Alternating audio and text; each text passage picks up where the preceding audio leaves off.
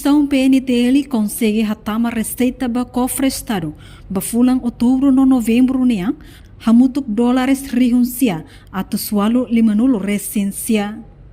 Comandante Município Dili, Superintendente Chefe Polícia Orlando Gomes ba jornalista Sira e a Comando Geral Kaikoli Dili, segunda-feira lorong sanulo resingualu, fulang dezembro tinang ne.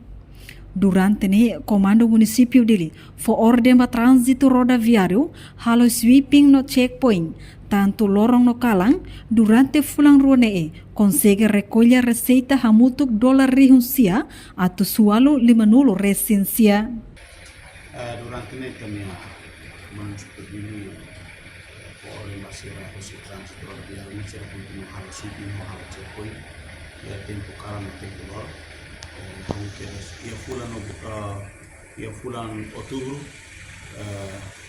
kita halo checkpoint no halo sweeping ini kita ia infração ia fulan outubro ia 719 infração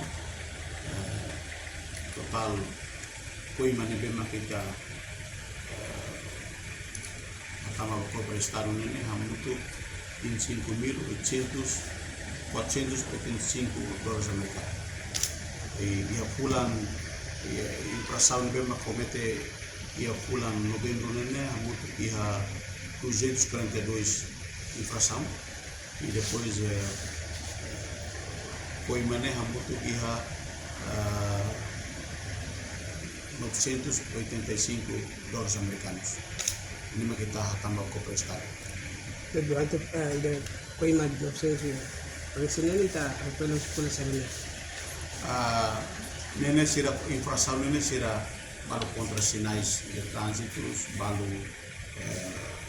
viaturas sistema para estacionamento e balu espelho lá ia, ações viaturas sistema lá ia e balu mos